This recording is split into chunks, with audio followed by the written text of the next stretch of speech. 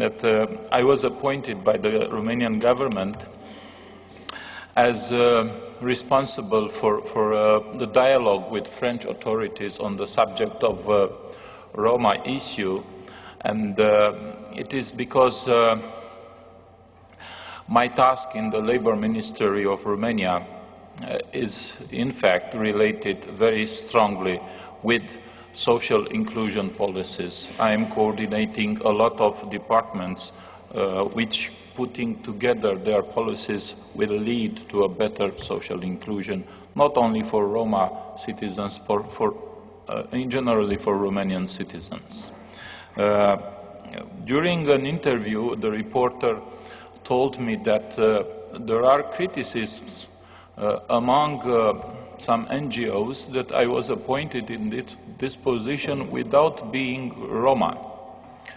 I have to tell you that I am a monument of tolerance, and it is because my wife is half Hungarian and half Chinese.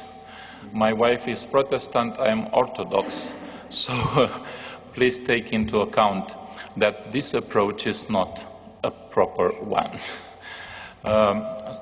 So I will continue, and it is only by chance I'm sitting together, next to my French colleague in this panel. But I will try also not to talk too much about the last development of the situation in France and the European Commission level on this subject.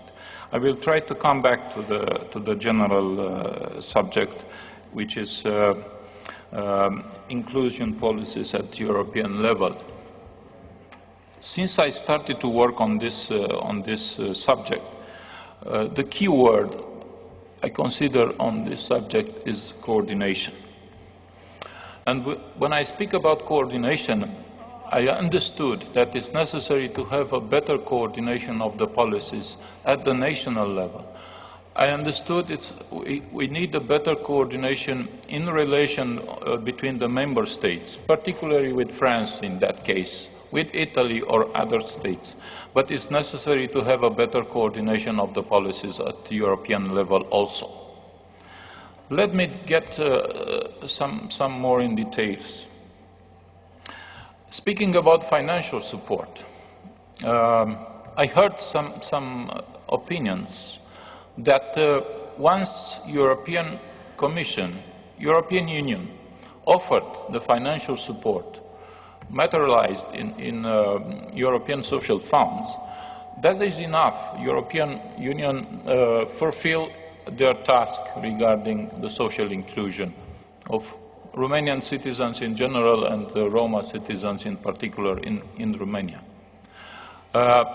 If that approach came from, allow me to say, ordinary citizens, can be understood by lack of information or understanding or education or so on, but is impossible to accept such an approach when it comes from authorities, for representatives of governments of member states. I hope it will be corrected to understand that it's not only the financial support can lead to a better social inclusion when we speak at European level. Speaking about juridical framework, it is the same. Now, it's just the coincidence in time that European Union asked a member state to improve their juridical framework on this aspect, social inclusion. But it is also not enough. Because social inclusion means not only financial support or juridical approach. We can find in any member state's juridical framework that they are nearly too perfect. But the situation on the field is far away from that. It's far away to be good, not perfect. So we have to think once again to a more integrated approach. And I go to education and health. Speaking on education, of course, having as as a target group, Roma people, it is necessary to invest a lot, and not only money, mainly effort and good willing in the education of these people. But education of these people is not enough. It is necessary to invest in education also in the majority population. I have to confess that I have great difficulties to make a child, a 15 years old girl of one of my friends, to understand why we have in Romania a quota for Roma children in the high schools. And believe me, she is an AAA child. She doesn't need to compete, or she competed to get in the high school, but has no problem to get in the high school, being an AAA student. But she was concerned why they have a quota and I have to compete to go in the high school. Why it's not fair. And I had difficulties to explain why it's necessary to have a quota for Roma children in the schools in Romania. So it is necessary to educate also the majority in order to understand the necessity of fair inclusion policies. It is, in fact, one of the most difficult tasks. It was easy to have a quota in the high school, but it's very complicated to explain why it's necessary to have it. Speaking about employment and labor market, also here we need an European approach. We can have a good approach at each individual member state on this aspect, employment. But as long the labor market is not fully open in all European member states, then it is very easy after 3 months to ask anybody, not only Roma, if they have the necessary financial support to stay longer on their territory, and then to send them back in their origin country. As long the labor market is not fully open, that is not, I would say, more than fair. I would say is not a correct, because we had the European, the World Bank approach, very accurately financial approach on that, very, let's say, expenders and benefits approach on the subject of the labor market. But it is not only that. It is more than that. It's the social aspect of the labor market, opening or limited opening labor market. And this is one of the most important challenge that we have to face at the European level.